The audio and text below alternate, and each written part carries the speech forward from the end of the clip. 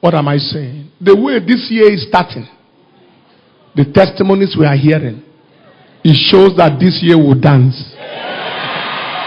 Shout the loudest, amen.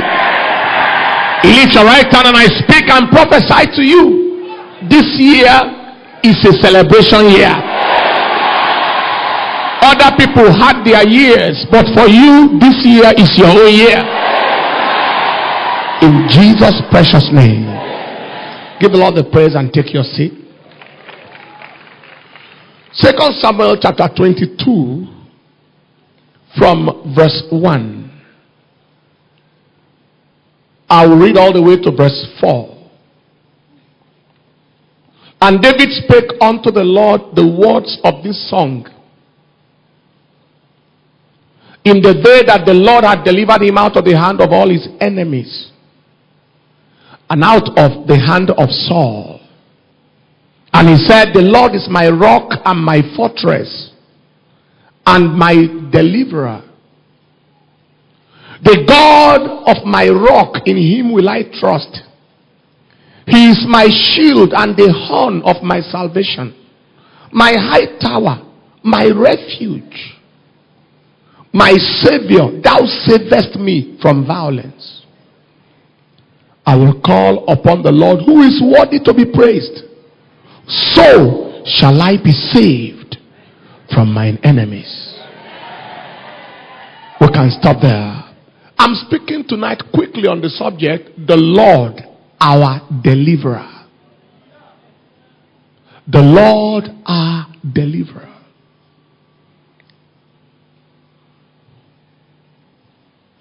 We have two objectives tonight. First, we want to rekindle faith in the delivering or the deliverance capacity of the Almighty. Faith in the deliverance capacity or the deliverance capacity of God. Because it is possible to come to the point where someone thinks, oh, does God really protect people anymore? Secondly, we want to understand our responsibility for divine preservation and deliverance. To rekindle our faith in the deliverance capacity of God, and to understand our responsibility for divine preservation and deliverance. What do I do for God to preserve me? By way of introduction, it is very, very clear that we live in very dangerous times. We live in an increasingly wicked world. That is not the news. The good news is, no matter how dangerous the world has become, and no matter how wicked people have become, we still serve a God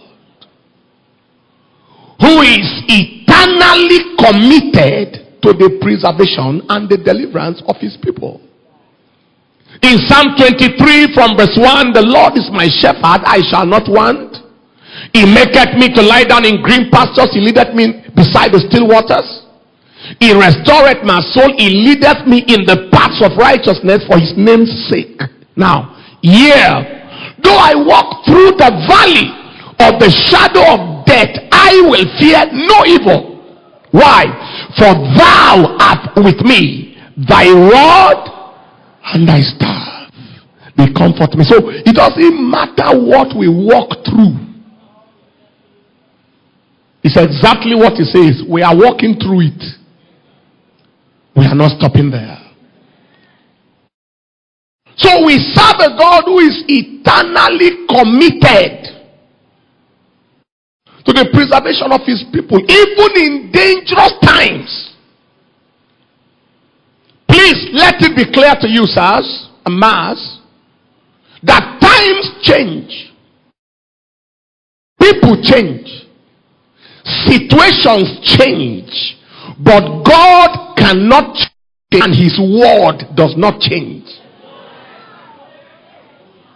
We serve an unchanging God in changing times. He said, I am the Lord. Malachi chapter 3 and in verse 6, I change not. For that purpose, whatever may be consuming others is not permitted to consume you. I change not. I change not. Therefore, you sons of Jacob, you are not consumed. So we serve an unchanging God with his unchanging word in changing times.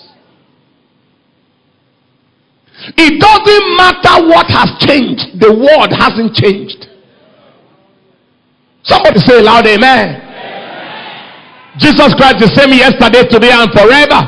The same word that worked for the apostles, the same word that worked for Smith Wigglesworth, Amy Semple McPherson, Jaco, Charles Finney, the same word that worked for Kenneth Hagin or Roberts, the same word that worked in America, Indonesia, for Telmari, the same word is available and is working today, irrespective of the multiplication of men and their evil, and it will work for you. Say a louder amen. I can see that there is a little crowd crisis outside. We have a second service, so if you are unable to enter in for this first service, don't be challenged. A second service is coming. God bless you. Now, do we have examples in scripture where we see God deliver people in dangerous times? Yes. Where we see God deliver people from dangerous circumstances? Yes. Our example number one, David. David was the one who just showed us this passage we read, where he said that God was his deliverer. Let's read that again, where I just read some 2 Samuel 22. He sang in the day that the Lord has delivered him out of the hand of how many of his enemies? All his enemies, and out of the hand of Saul. And he said, the Lord is my rock and my fortress and my deliverer. Now it looks to me like David was one of the men that confronted more danger and more wickedness probably than anybody in the Old Testament. He confronted danger, conquered danger, and was preserved and delivered by God. He faced the lions, he faced the bears, wild animals. From there he faced Goliath. From there he faced the whole of the Philistines, the Amalekites. From there he faced Saul himself, in whose court he was walking. He escaped the dagger, the javelin of Saul many times. Everything was calculated for David to die before time. Am I communicating? Everything was organized for David to be eliminated. If Saul wouldn't kill him, the Amalekites would kill him. If the Amalekites would not kill him, the Philistines would kill him. If the Philistines would not kill him, the lions and the bears would have killed him. But David couldn't die. He fought 66 battles and lost not one. The one he was almost going to lose, God told him pursue, overtake, without fail, recover everything. He pursued, he overtook and recovered everything. And the man that confronted hazards from age 17 or younger, he was fighting lions, fighting bears. This man died in good old age. Danger notwithstanding, the devil notwithstanding, the lions, the bears notwithstanding, he died in good old age, according to First Chronicles chapter 29 from verse 26. First Chronicles 29, 26 to 28. Thus David the son of Jesse reigned over all Israel, and the time that he reigned over Israel was 40 years. 7 years reigned he in Hebron, and 33 years he reigned in Jerusalem. And he died in young age. What? Good old age, empty of days. What? Full of days and poverty. his grace and honor. And Solomon his son did what? He started facing death as a teenager and conquered it throughout life and died in old age. See, there are people who get afraid. The kind of things I'm facing in life, will I ever live long? Will I ever finish my days? Have you been answered tonight? It doesn't matter what you have faced. I am here to announce to you, you shall end well.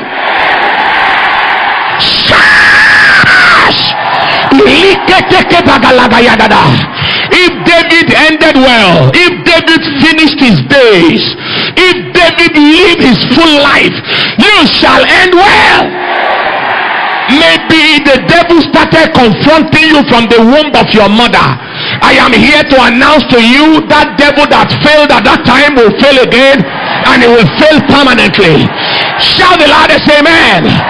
Lift your right and say, I must fulfill my days in Jesus' name.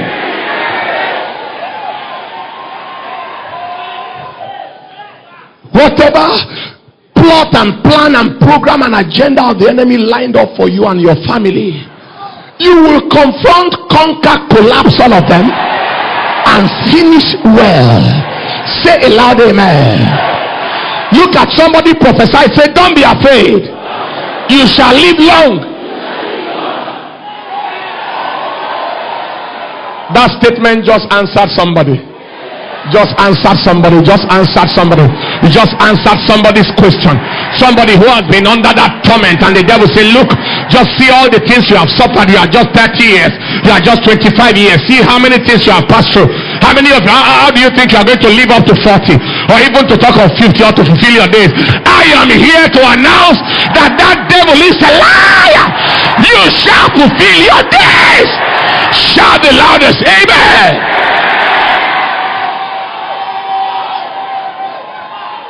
Take your seat.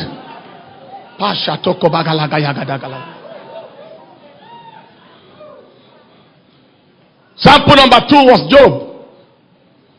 Job had a conspiracy of both demons and humans. Those he called his friend, I don't have the time to get into the scripture right there. Those he called his friends, he called them miserable counselors, physicians of no value. They added pepper to his injury. They said, Job, you deserve what you are passing through. Job, is because of your sin that God is punishing you. Job, I thought you say you are self-righteous. You know, there are human beings who are quick to give you prescription of what they think is your problem. And everything has to, they are quick to give you the diagnosis and the prescription. He called them physicians, doctors that are valueless. That was how Job was. The devil was dealing with him. His friends were dealing with him. His wife was dealing with him. His wife, he said, my breath became foul to my wife. And the wife said, curse God and die. He said, don't speak like one of those foolish women. What do you know? What are you talking about? But the end of Job, his prosperity swallowed his calamity. His prosperity swallowed the adversity. What became of him at the end swallowed up everything he ever passed through. I don't know what you have been through, beloved. This year, the results you are going to see will cancel your insults. Say that again. The result God is going to manifest in your life is going to swallow up your insults. God is going to use your life to show the devil that not everybody is killable, not everybody is wastable, not everybody is destroyable. He will use your life to teach the devil a lesson. You believe that? Shout the loudest amen. Look at somebody that said, if Job made it, you have made it. Take your seat. I'll give more examples in the next service. We serve a God who is committed to deliverance of his people. He's a deliverer. There was a song I wanted the choir to sing, but I couldn't get to them on time. Oh my God, restorer of my soul. You are my deliverer. My way maker. Maybe in the next service we should sing it. Or maybe during the communion. Deliverer. Powerful deliverer. One of our young men tested from Dunamis Church in the place called Bokolo in Benue State, the policeman. He said he had an encounter and God used me to my face and so forth and the prophetic cover to encounter him in the dream. He has seen me in the dream many times. But the last time, he said I gave him water to drink. A bottle of water, and I told him, this is for power. He drank it. That is more like a spiritual cooking. He woke up in the morning on assignment, going for duty. After that encounter, they ran into robbers who ambushed them, killed one or two or more, I don't know, of his colleagues, and the bullet came on him and couldn't enter. It was impossible to enter. Say, this is for power. When fire jams fire, the lower fire must bow. The communion you are going to take tonight is for power. Hey! You are going to drink liquid power, liquid fire tonight. And as you take it tonight, every weapon fashioned against you, every arrow from the pit of hell, it will come and refire back to sender. Somebody shout power!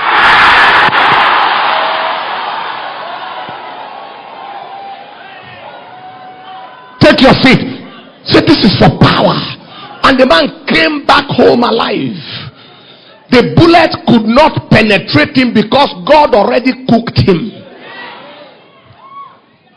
Every time the devil shows you a negative report, slap. What did I say? Slap him on it. Oh, where we are.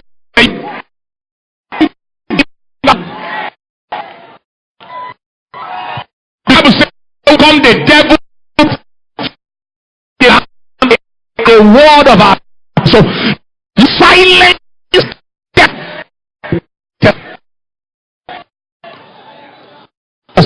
in the Lord. In the concern woman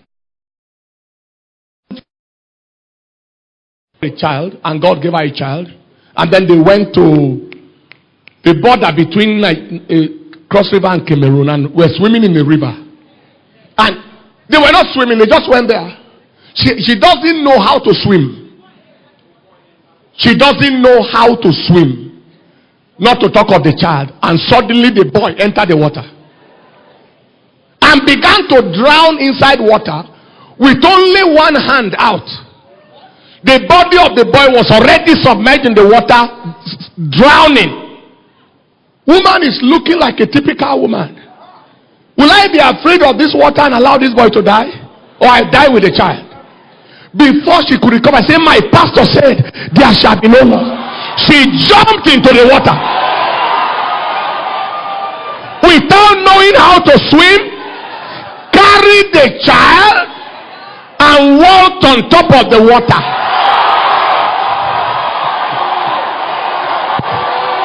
She saw herself on top walking on the water, bringing out the child.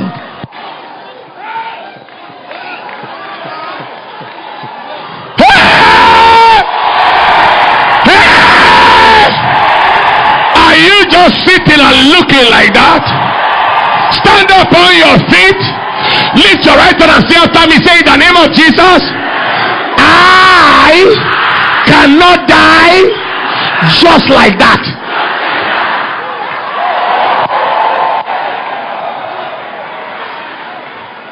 Lift your right hand and say, I am not a wastable material. I am not a wastable product. Satan, take note. Look Look at 7 people, shake their hands, said, you are not a wastable material. You are not a wastable material. You are not a wastable material.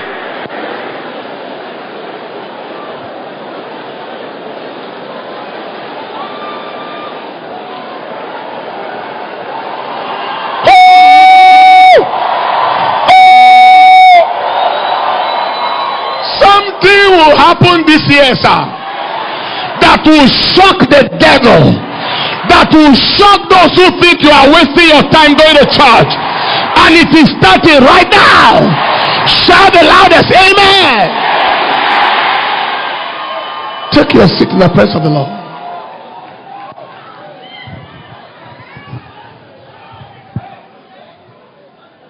You heard the testimony of the woman in Enenche last year. Went to deliver a child and went to a quack place for delivery. And the child was coming with the leg, right? The hand presentation. When the midwife or whoever was there saw that, hands off. I can do nothing. From there, they moved the woman in that condition, child with hand out, to 3 other hospitals, making 4. They rejected them in all the places. At the final point, the child had died. In the 4th place, attempting to bring out the child, it came out with the woman's intestine. Uterus has ruptured. The child had penetrated into the peritoneum, the abdominal cavity, pulled out the intestine. Long story made short, woman too died. Now on the other side in eternity, the Lord said, you are busy. You did a lot of good things. But you know that you are not qualified to come here. Because you were not faithful. You didn't do the things. That is where you decided. He said, already the devil was around her, showing her obituary picture of herself. The picture, how it would be, the dress she wore, gone too soon. The devil was already showing her the picture. Then the Lord said, I will give you one more chance.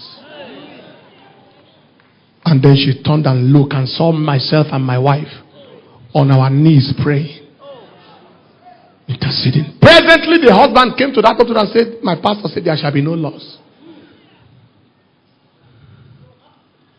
She woke up shouting, where is daddy? Where is daddy? Where is senior pastor?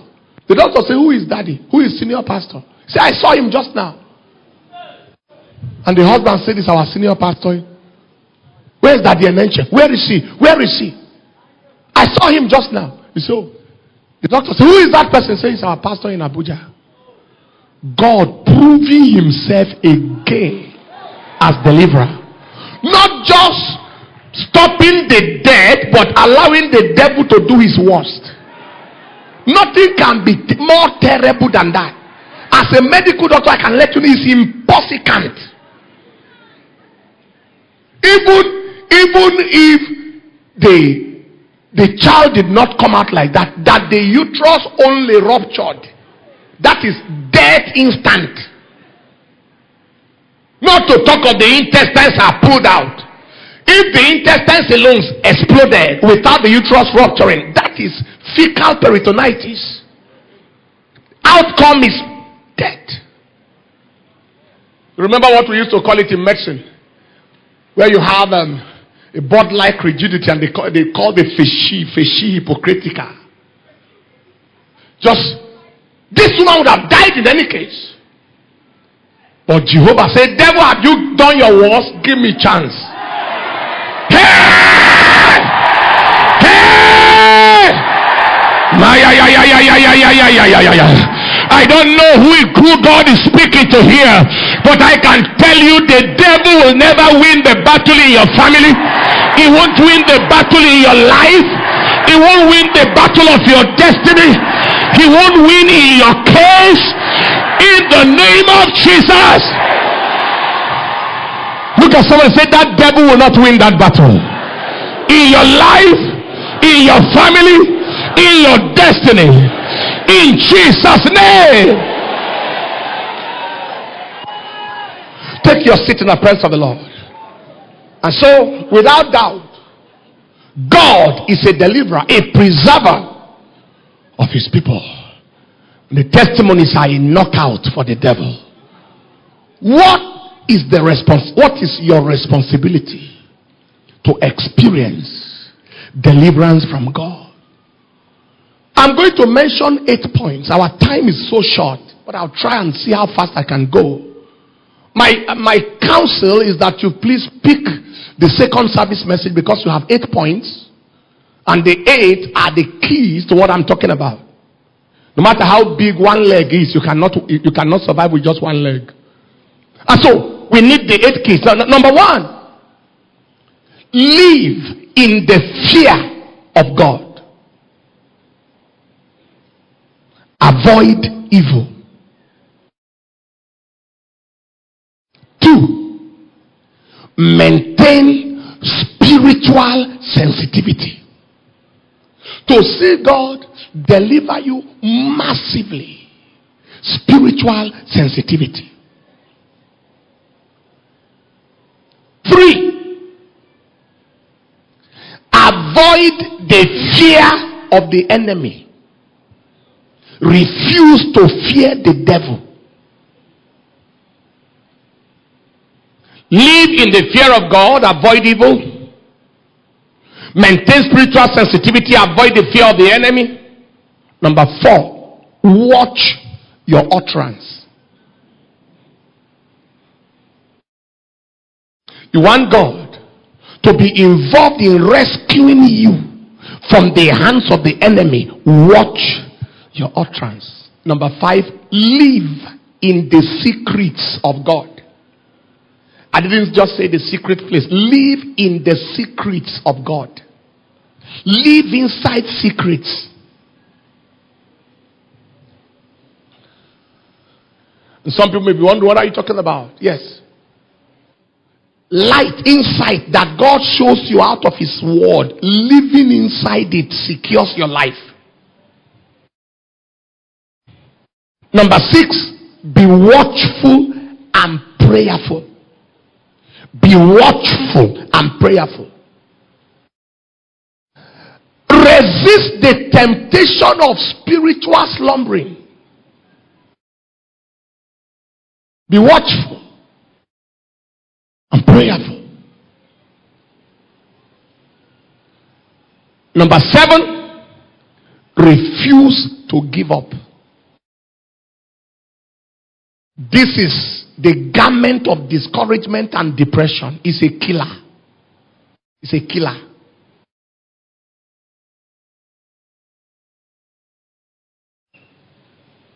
Death may look for ordinary people, but the depressed look for death. Refuse to give up. And number what? 8. Maintain spiritual covering. Maintain it.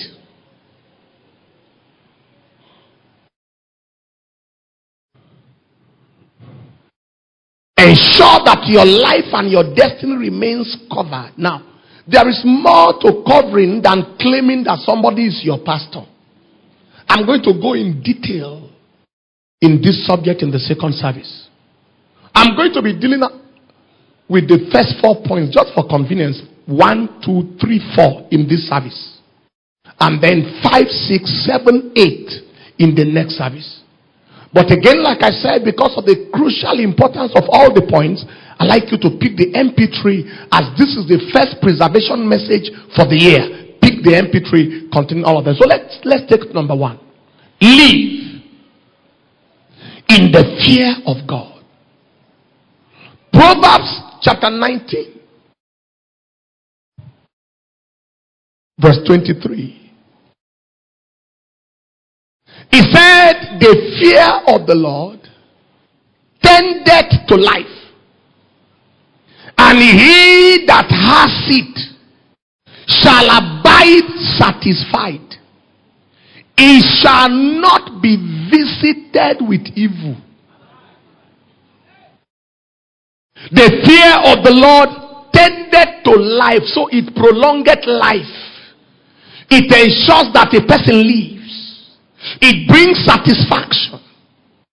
He that has it shall not be visited with evil. Job chapter 1 verse 1 told us about the man called Job. He was a perfect man, upright, and one that feared God and eschewed evil. And because of that, in verse 10, God made a hedge around him. Job chapter 1 verse 1 and verse 10. And a hedge around all that he has. So the meaning is, the fear of the Lord is a shield against the visitation of evil. It's a shield. Also, the fear of the Lord establishes the hedge of divine protection around a person. The fear of the Lord.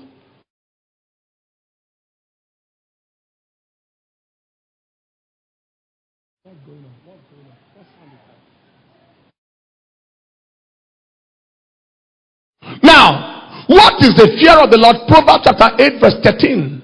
The Bible said, the fear of the Lord is to hate evil. The fear of the Lord is to hate evil.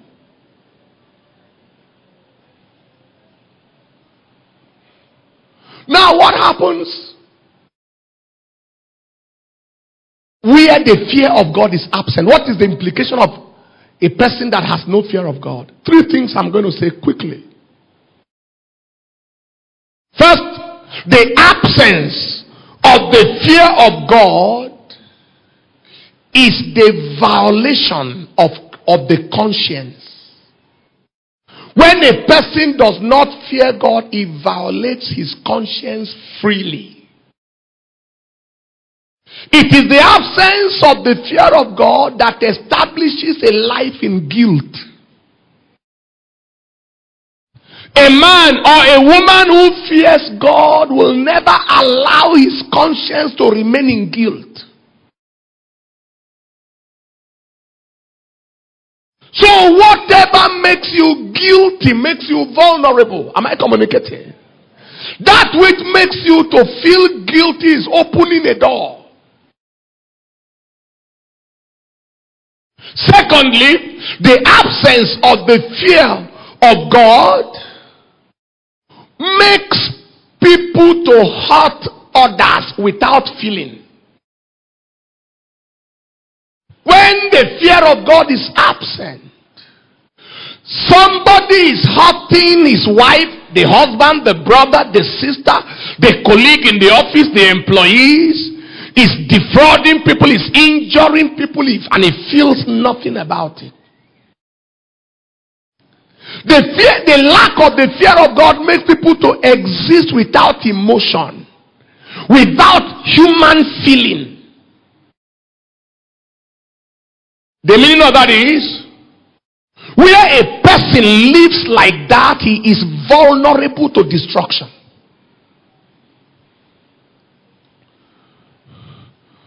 So the summary of the third point is that the absence of the fear of God makes people to care less about human feelings.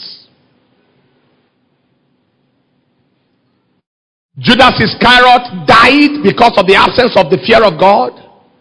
Absalom died because of the absence of the fear of God.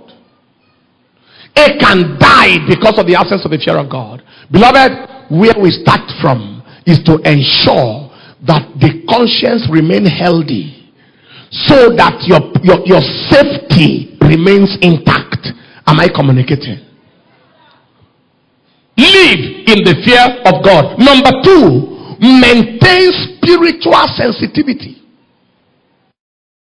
Be spiritually sensitive.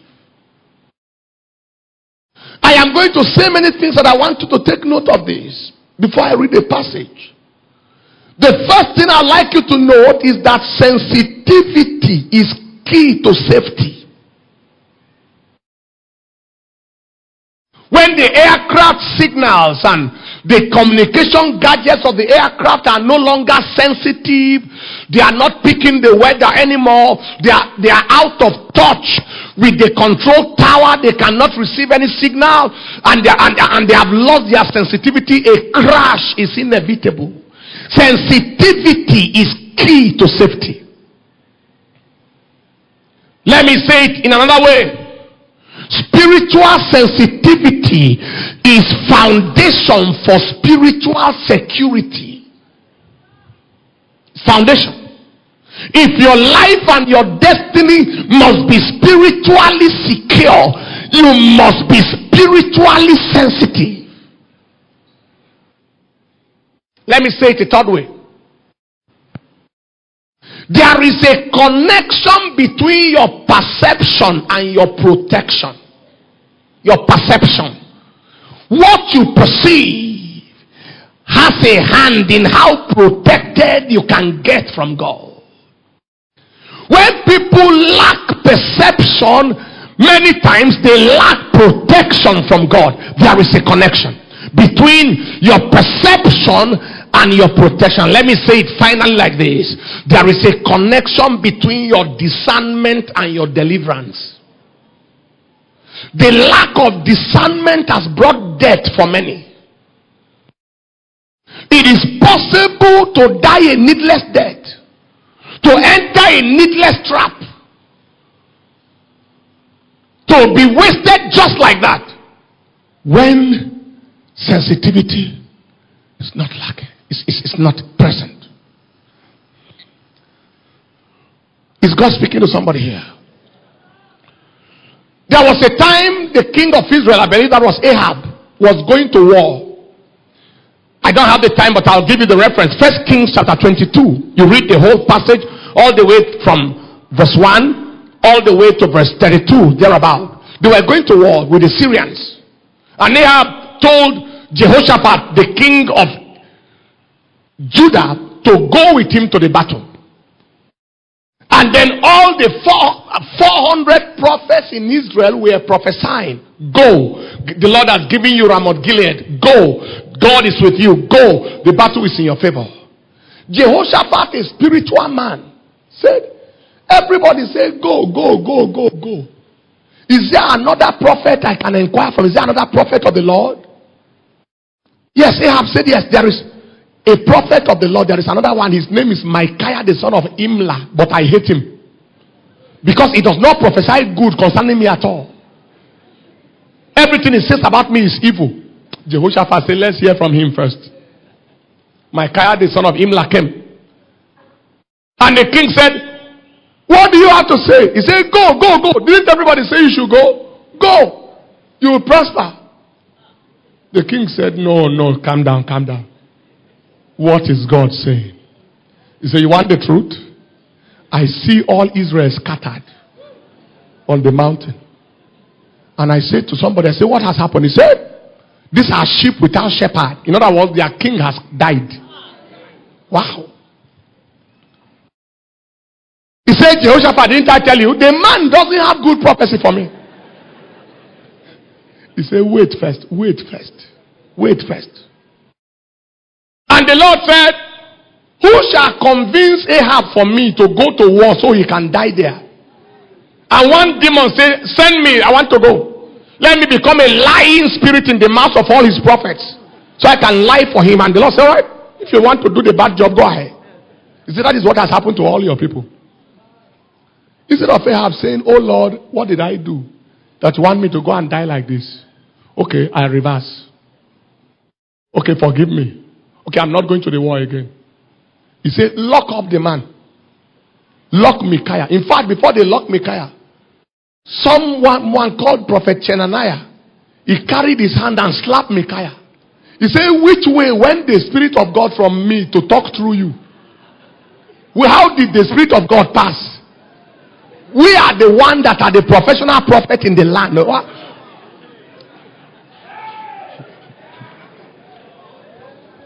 And the king of Israel said, arrest the man, lock him up, give him the water of affliction and bread of adversity until I return back in peace. Micaiah said, if you come back in peace, God did not send me. Go and see. See whether you will return. At this point, Jesus was saying, no need to go. God, you see, they couldn't hear God. Now, God was trying to prevent them, and Jehoshaphat just maliciously following an evil king. The king of Israel said, I am not going to go in my kingly robes. I will disguise myself. Jehoshaphat, you wear your kingly robe. And he maliciously agreed. And the Syrians have told their generals, don't fight with any soldier. Don't fight with any sergeant. Look for the general. Hit the king, the field marshal. That's the only person you look for. Don't fight with any small person. When they looked for Ahab was not there because he has disguised himself. The only king they saw was Jehoshaphat. So they surrounded him and they wanted to waste him.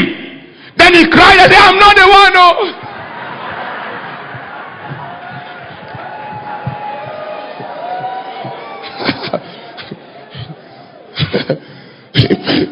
In 1 Kings chapter 22 verse 32, he cried out.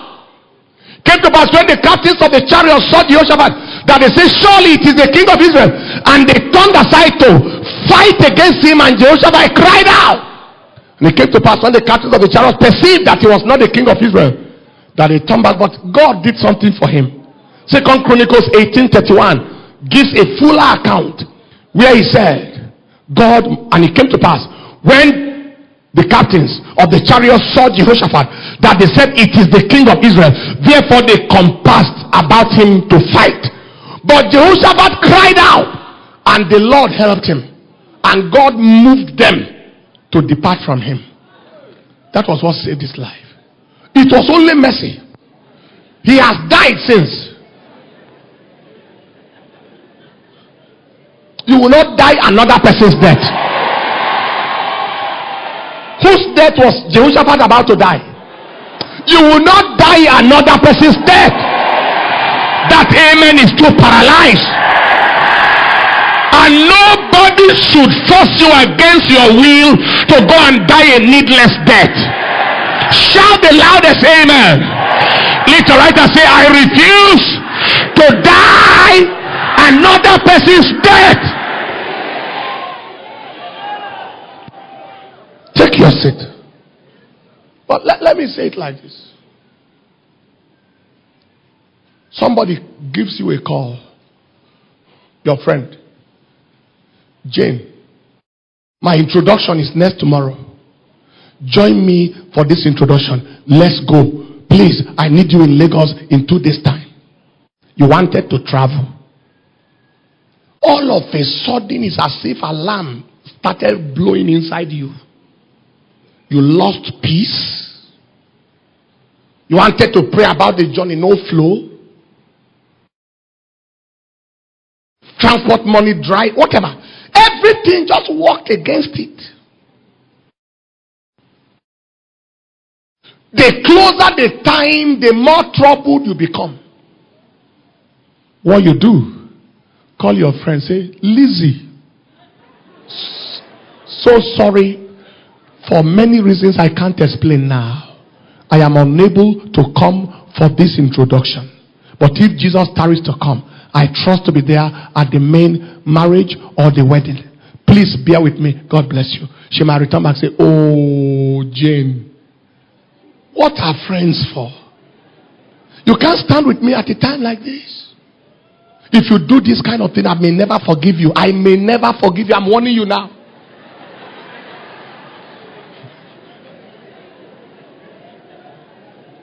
You said, okay. She was there for my own. You maliciously traveled on the road. Not you.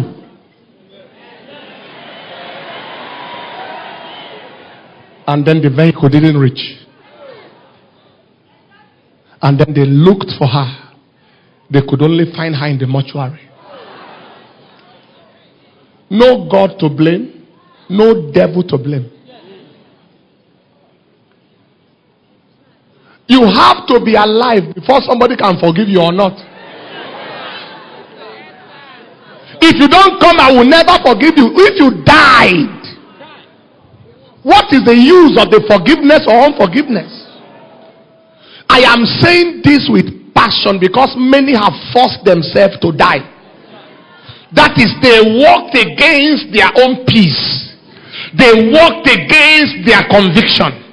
They struggled against every feeling, every spiritual sense, common sense, and they walked against them, just forced themselves.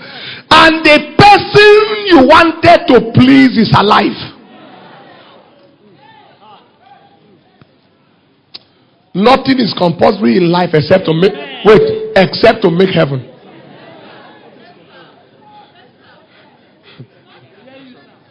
Take your seat. Don't blame God. Papa Yedepo entered his vehicle. We were talking a few days ago, and he said one day he carried his car with his friend inside the car. They were about to take a journey. As he drove a little, the voice says, "Stop and turn." He ignored it as if he didn't hear it. He went further. He came a second time and said, "Stop and turn. Go back." He behaved as if he didn't hear it again. Then he said he came like thunder the third time. Say, "Stop this journey and go back." He said he matched automatic brake. Bam! About turn. And he told his friend, "This journey is cancelled. We are going back." You know what his friend said? A man of God who has prophetic grace. He said, "God also told me the same." Why didn't you say? God also told me the same. Now he may be feeling like, if I say it now, let me not spoil his mind. He said both of us would have died for nothing. He said both of us would have just died for nothing. And then people may be blaming God and say, where was God? Both of us would have died for nothing. It doesn't matter who the person is. Are you hearing me now? He might be president. You hear it in a talk? It doesn't matter who it is. Your destiny should never be sacrificed on the altar of sentiments. Your destiny must never be sacrificed on the altar of sentiments.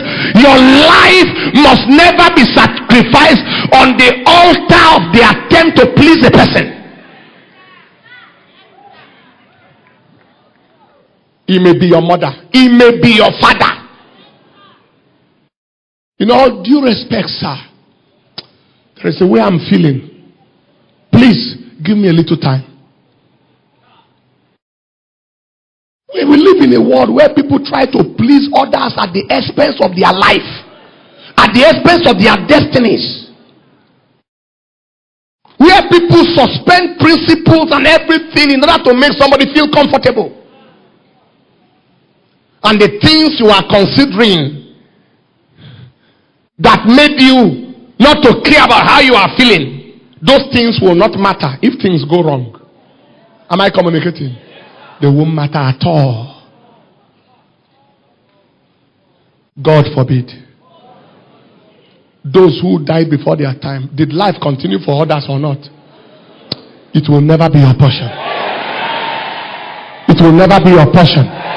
Lift your right hand, say, in the name of Jesus, I shall maintain spiritual sensitivity. Take your seat. Philippians chapter 4 verse 6 to 7. Say, the peace of God that passeth understanding shall guard our hearts. So use the peace of God as an umpire. Whatever gives you peace, know you are in the right direction. Whatever makes you lose your peace, know something is wrong. Am I communicating? Say a louder amen. And any relationship that makes you not to have a say, that is, you have a friend and you cannot have a say, that's more like manipulation. It's almost bordering on witchcraft. You must come and you cannot say, I'm sorry, I may not be able to come.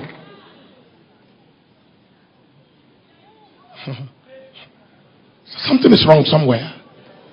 Am I communicating? People whose principles you respect must respect yours. people whose convictions you respect must respect yours.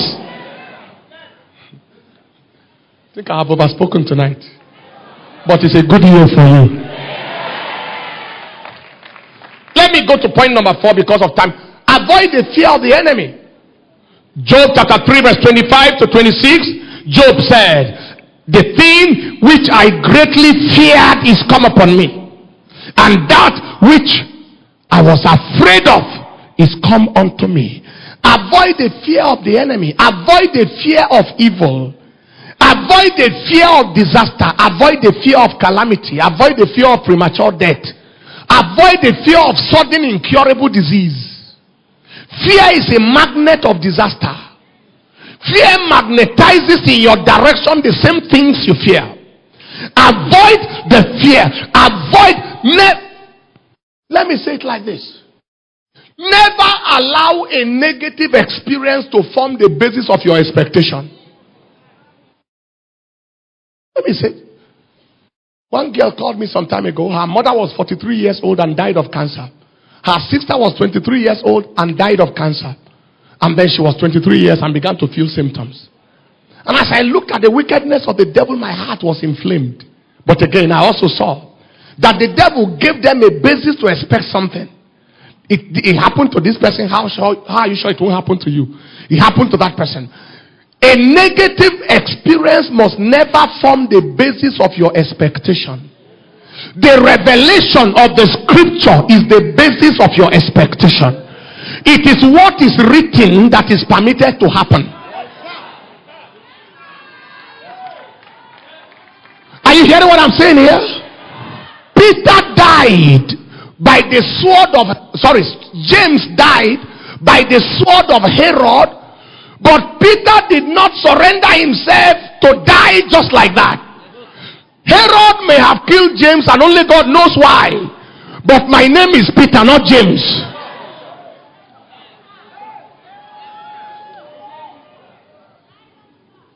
Forever, O God, thy word is settled in heaven.